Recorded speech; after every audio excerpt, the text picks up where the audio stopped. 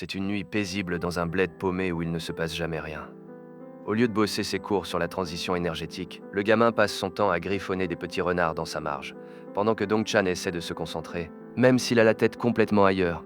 Il s'ennuie à mourir, attendant presque que le livre s'apprenne tout seul par l'opération du Saint-Esprit. Il repense à son pote, celui qui vit toujours au bord de la crise de nerfs. Il le revoit encore hurler au karaoké et trembler comme s'il devait du fric à la mafia. Mais bon, malgré sa tête de renard fourbe, le gars a été honnête avec lui. Si Dong-chan veut changer d'air, il va devoir tenir tête à ses parents une bonne fois pour toutes. Le souci, c'est que Min-woo a déjà son avenir tout tracé, alors que Dong-chan lutte déjà juste pour rester éveillé. Son objectif est un peu trop optimiste, surtout quand on voit que son cahier ressemble plus à un album de croquis qu'à autre chose. Son plan de génie, survivre au partiel pour demander l'autorisation de partir étudier à Séoul. Sauf que le conseiller d'orientation l'a vite calmé. Le mec a failli s'étouffer de rire en entendant parler de Séoul, en lui balançant qu'avec ses notes actuelles, il pourrait déjà s'estimer heureux d'être pris dans la fac la moins cotée du pays. Il reconnaît qu'il a un sacré coup de crayon, mais il lui fait bien comprendre que le système n'en a rien à carrer de l'art. Désormais, sa seule mission, c'est d'essayer de ne pas finir dernier de la classe. Dong-chan rentre chez lui le moral dans les chaussettes, réalisant que son plan de carrière est mort-né. Il tombe sur sa mère en train de balayer le perron, et elle lui propose à manger comme si elle ne voyait pas qu'il traîne un nuage noir au-dessus de la tête. Il essaie d'aborder le sujet, mais le courage lui manque et il finit par ravaler ses paroles. Pendant ce temps, Min-woo descend du bus dans un état lamentable. Le trajet l'a complètement assommé. Alors que son pote se demande comment ne pas gâcher sa vie, lui, il est en plein drame existentiel parce qu'il a l'impression que son pantalon le serre 1 millimètre de trop. Il se sent tellement lourd qu'il s'inspecte le bide, terrifié à l'idée d'avoir pris du poids. Min-woo rêve de s'acheter un vélo quand il tombe sur une scène qui lui donne direct envie de faire demi-tour. La mère de Dong-chan est sur le pas de la porte en train de cuisiner son fils sur cette soudaine envie d'aller en boîte privée. Pour elle, s'il ne pige rien en cours, il n'a qu'à arrêter de faire son timide et poser des questions au prof. Comme si c'était si simple. Mais dès qu'elle aperçoit Min-woo, ses yeux s'illuminent et elle lui tombe dessus avec un interrogatoire digne d'une voisine commère. Ça devient franchement gênant quand elle lui attrape les mains, désespérée, en le suppliant d'aider son fils à remonter la pente pour ses études. Dong-chan ne supporte plus la pression. Il tourne les talons et se barre en courant comme s'il avait les huissiers aux fesses. Sa mère lui hurle de revenir pour le dîner, mais le gamin s'est déjà volatilisé. Il finit affalé dans l'herbe, les yeux rivés vers le ciel, acceptant l'idée qu'il restera coincé dans ce trou paumé pour l'éternité. Il sait bien qu'à la maison, il ne roule pas sur l'or pour lui payer des cours particuliers, et la frustration le bouffe de l'intérieur. Alors qu'il est perdu dans ses pensées, un cri le fait sursauter. C'est Min-woo, qui a déniché sa cachette et qui surgit juste au-dessus de lui. Le cœur de Dong-chan manque de lâcher, autant par la surprise que par la proximité soudaine de leur visage. Min-woo lui demande ce qu'il marmonnait. Le gamin, rouge comme une pivoine, tente de s'en sortir en disant qu'il repensait juste à ce que sa mère disait sur qui était l'aîné des deux. Mais on ne la fait pas à Min-woo. Il s'allonge à côté de lui, le fixe intensément et lui lâche la question qui tue. « Tu n'as vraiment pas envie que je rentre à Séoul ?» Il l'a coincé là, dans l'herbe, et s'il s'approche encore d'1 centimètre, le cœur de Dong-chan va finir par exploser. Des hurlements, de la fumée, un vrai décor de film catastrophe. Dong-chan est coincé en plein chaos alors qu'une voix tente de l'extirper de là, avant que tout ne saute. Enfin, c'est ce qu'il s'imagine, parce qu'en réalité, il était juste en train de faire un rêve un peu trop intense pour son quotidien d'un calme plat. Dehors, c'est une toute autre histoire, un ciel d'un bleu impeccable et ce silence de campagne qui vous file envie de faire la sieste rien qu'en le regardant. C'est là que déboule Dong-chan avec une coupe de cheveux digne de son pire ennemi, pédalant comme si le diable était à ses trousses. Pendant ce temps, la famille de Ji-woo débarque au village avec le camion de déménagement, persuadée que ce retour au vert est le remède à tous leurs maux. Les parents sont sur un petit nuage, s'imaginant déjà cultiver leur potager et vivre des jours heureux comme dans une pub pour une assurance vie. Les pauvres, ils ne savent pas encore ce qui les attend. Les voisines l'ont déjà repéré, le saluent par pure politesse, mais faut dire que le gamin a autant de charisme qu'un parpaing. Il devient rouge comme une tomate, baisse la tête et trace sa route sans même lâcher un pauvre bonjour. Ji-woo l'observe de loin et il a déjà compris qu'il tenait là son nouveau jouet. Rien qu'au nom, Dong-chan. Il devine le genre de type né pour se faire piquer son goûter, il le cible direct comme sa prochaine victime, avant même d'avoir ouvert la bouche. Une fois au lycée, Ji-woo se présente avec ce petit sourire de mec qui se prend pour le cadeau de Dieu à ce village paumé. Il annonce fièrement qu'il arrive de la capitale et qu'il espère qu'ils vont bien s'entendre. Mais le reste de la classe le dévisage avec un ennui mortel. Ici, personne ne va lui demander d'autographe parce qu'il vient de Séoul, au contraire. Il le voit comme un intrus venu perturber leur tranquillité. Le nouveau confirme vite ses soupçons, il se court après à 4 dans cette classe. Pour quelqu'un qui vient de la ville, l'endroit ressemble plus à un village fantôme qu'à un établissement scolaire. Soudain, Lee Hae-ji déboule, une fille avec des nattes qui a beaucoup trop d'énergie pour un lundi matin. Sans lui laisser le temps de dire ouf, elle le traîne dans les couloirs jusqu'au club de ciné, qui ressemble plus à un vieux débarras qu'à autre chose. C'est là qu'il rencontre Cheolo, le genre de type qui a l'air de vouloir tout régenter, même les récrés. Et Dong-chan, le gars à la mèche rebelle, qui ignore royalement tout le monde, les yeux rivés sur son téléphone. Le monde est vraiment petit, non seulement Dong-chan est dans sa classe, mais en plus, il habite juste à côté de chez lui. Sauf que le mec est en pleine crise de diva, il se lève en hurlant qu'il va changer de lycée et qu'il ne veut personne d'autre dans son club, avant de claquer la porte comme une starlette d'Hollywood en plein caprice. Ji-woo n'en a strictement rien à faire de son cinéma et signe son adhésion sur le champ, juste pour faire chier son bizarre de voisin. Plus tard, dans le bus du retour, il se dit qu'il ne devrait pas se prendre la tête et qu'il finira bien par rencontrer des gens normaux. Mais en arrivant devant chez lui, il tombe sur une véritable scène de crime botanique. Ses parents sont en train de s'époumoner parce que quelqu'un a saccagé le jardin qu'ils bichonnaient tant, laissant leurs fleurs éparpillées et piétiner sur le sol. C'est alors qu'il voit passer Dong-chan sur son vélo, l'air de ne pas y toucher. Le gamin s'avère être un voisin de rêve, le genre qui te souhaite la bienvenue en démolissant tes parterres. Pas besoin d'être un génie pour remarquer que ses pneus sont encore couverts des pétales qui manquent au jardin. On dirait bien qu'en plus d'être un asocial, le mec est un vrai petit vandale. Ji-woo arrive au lycée, encore totalement absorbé par l'histoire des fleurs de son voisin. Il n'arrive pas à s'expliquer pourquoi ce type s'est acharné sur son propre jardin comme ça. Mais il n'a pas vraiment le temps de mener l'enquête, car Haeji déboule avec son énergie débordante pour lui couper court à ses pensées et l'embarquer direct au club. Ji-woo se laisse porter pendant qu'elle lui confirme que le gars à la frange est déjà là. Évidemment, il est venu avec son vélo. Une fois en classe, elle essaie de lui vendre l'idée que Dong-chan n'est pas un mauvais bougre. Il a juste autant d'aptitudes sociales qu'un parpaing. Elle va même jusqu'à lui demander de veiller sur lui maintenant qu'ils sont voisins. Ji-woo accepte avec un sourire de façade, même s'il se méfie grave de son sale caractère. Pour lui, c'est clair, ce mec a un sérieux grain et les rumeurs sont bien en dessous de la réalité. L'heure du club sonne enfin, et il tombe sur le président qui fait les 100 pas, parce que Dong-chan s'est barré avec les clés du local. Ils finissent par le débusquer dehors, assis tout seul à une table, en train de griffonner sur son carnet avec une tête de déterré. Haeji arrive en furie et l'incendie pour avoir gardé les clés, juste pour aller réviser dans son coin. Elle est à fond parce qu'elle veut présenter le projet du club. Mais le gars lâche, sans même les calculer, qu'il n'a aucune intention de participer au film. Il rend les clés au président sans sourciller, grimpe sur son vélo et met les voiles en les laissant tous en plan. Ce type a un don incroyable pour se faire détester en un temps record. Mais Haeji ne lâche pas le morceau et lui propose carrément le poste de directeur artistique. Le mec réagit comme si on lui demandait un rein, il se met à râler sur tout et jure qu'il a les crayons en horreur, pire que les réveils aux aurores. Sauf que l'idéalisme s'arrête là où le portefeuille commence. Haeji lui propose la moitié du budget du club et là, l'artiste torturé, pile net. Il file direct à la papeterie et le changement d'attitude est hallucinant. Regardez-le, il est aux anges en train de choisir son matos avec une précision de chirurgien. Celui qui détestait dessiner ressemble maintenant à un gamin dans un magasin de jouets, plus excité qu'un streamer devant un nouveau setup. Il se met même à commander des fournitures spéciales au comptoir et claque la thune avec une sérénité déconcertante. Le vendeur lui dit de repasser dans 2 jours, et il ne bronche même pas, il est déjà à fond dans sa mission. Ensuite, ils finissent dans un café pour redescendre un peu autour d'un dessert géant. Ji-woo en profite vu que son voisin s'est enfin calmé. Il lui demande son numéro pour le groupe du club, et le même mec qui fuyait hier comme s'il était recherché par les flics le lui donne sans faire d'histoire. Ji-woo l'observe, persuadé qu'il lui manque une case ou qu'il a plusieurs personnalités qui se battent là-dedans. Mais le calme est de courte durée, Haeji annonce qu'elle va écrire le scénario et qu'en plus, elle tiendra le premier rôle féminin.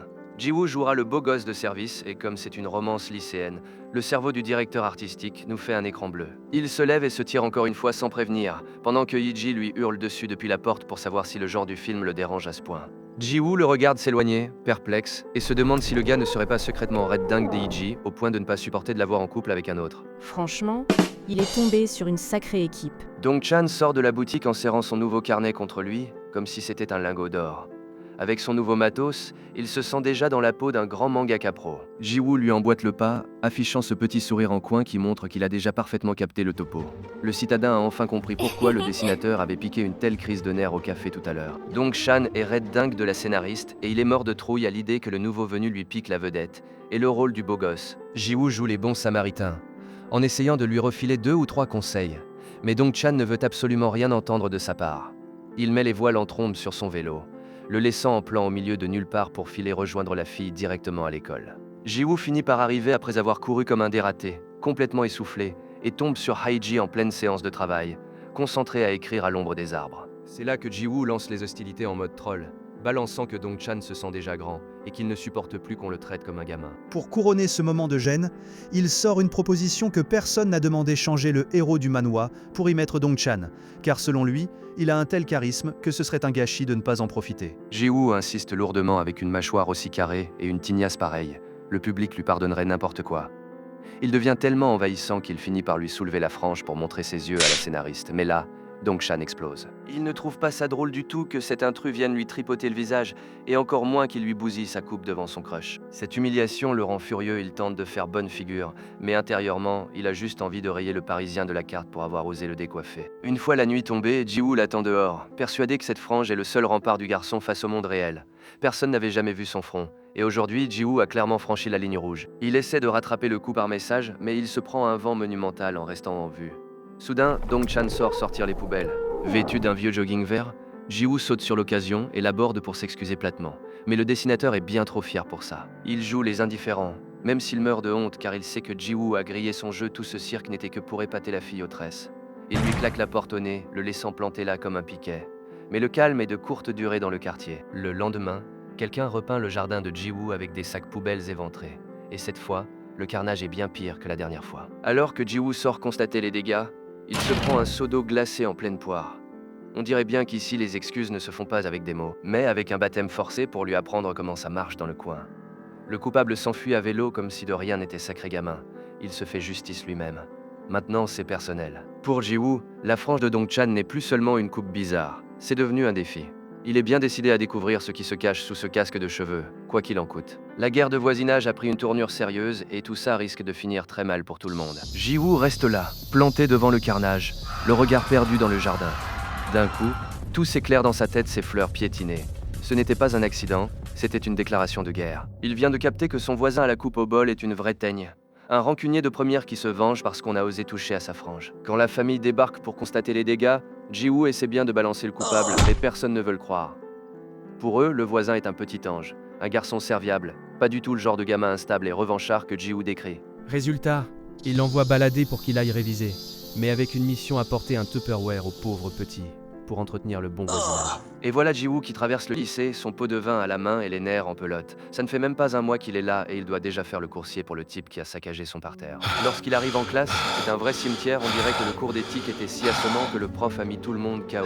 Pas une âme qui vive. Même un séisme ne les réveillerait pas. Au milieu de cette sieste collective, il repère enfin la coupe au bol qui utilise ses bouquins comme oreiller. Visiblement, les études, c'est pas son fort. Ji-woo s'approche à pas de loup, essayant de deviner si le gars dort vraiment ou si ses cheveux lui servent de rideau tout le temps. Impossible de savoir ce qui se trame derrière une telle tignasse. Mais pile au moment où le mur de cheveux semble s'agiter, la sonnerie retentit et c'est le chaos total. En 2 secondes, le silence de mort laisse place à une véritable bousculade, tout le monde se jetant sur ses affaires pour le cours suivant. Pris dans la cohue, Ji-woo pose le Tupperware comme il peut et s'éclipse vite fait avant de finir piétiner. Sauf que la livraison tourne court. Avec les bousculades des élèves qui se réveillent en sursaut, le récipient valdingue par la fenêtre et finit direct dans l'herbe. Décidément, Ji-woo n'a pas de bol avec ce voisin tout ça pour que le déjeuner finisse par nourrir les fourmis. Pendant ce temps, l'autre se réveille complètement à l'ouest. Il ne pige pas ce que Ji-woo fichait dans sa classe. Il se demande si c'est pour l'histoire de la boue ce matin. Mais comme il s'est excusé, il se dit que l'affaire est classée. Il ne se doute pas que son voisin est du genre à noter chaque affront et à ne rien laisser passer. Plus tard, en EPS, Ji-woo et Aiji se sont affalés à l'ombre parce que le soleil est en train de les cuire sur place. Il n'en revient toujours pas de la façon dont elle a sauté le cheval d'arçon. Il lui dit qu'elle a plané comme une pro et qu'elle déborde d'énergie. Ji-woo balaie le compliment avec modestie. Il raconte qu'en ville, il passait sa vie enfermé dans des prépas après les cours, un rythme d'enfer qu'il ne souhaiterait à personne. Ses parents cherchaient le calme à la campagne, et lui, il adore ce changement. Si on oublie le voisin territorial qui a voulu marquer son terrain dès le premier jour. Il s'imaginait déjà faire de longues balades à vélo et décompresser. Mais la tranquillité sera de courte durée. C'est là qu'ils aperçoivent Dong-chan qui les guette à une fenêtre, mais le gamin à la frange les ignore royalement, affichant une mine patibulaire qu'on repère à des kilomètres. Aiji, qui est bien trop gentille, essaie de lui trouver des excuses en disant qu'il est juste mal à l'aise avec les nouveaux et qu'au fond c'est un bon gars. Mais Ji-woo ne gobe pas l'histoire. Il repense à ce regard qu'il a entrevu dans la classe, un regard qui ne colle pas du tout avec son air de j'ai rien fait. Il ne comprend pas pourquoi il se cache autant, et ça lui fait l'effet d'une épine dans le pied qu'il n'arrive pas à retirer.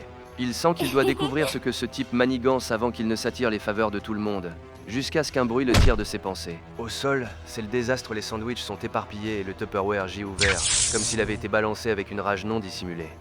Ji-woo contemple son offrande ruinée sur le bitume, et là, il sent qu'il va péter un câble.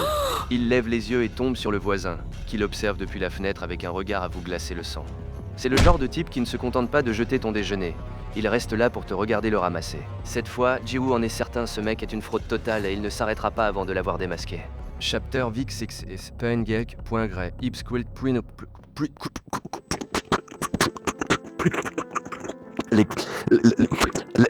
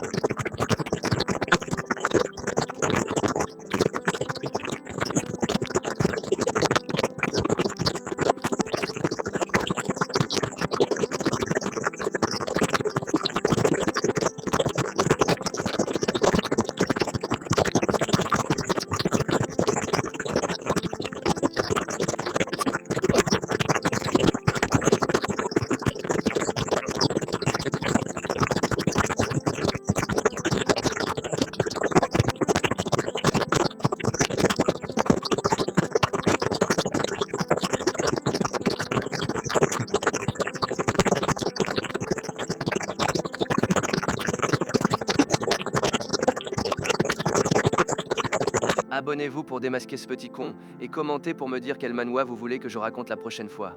À bientôt!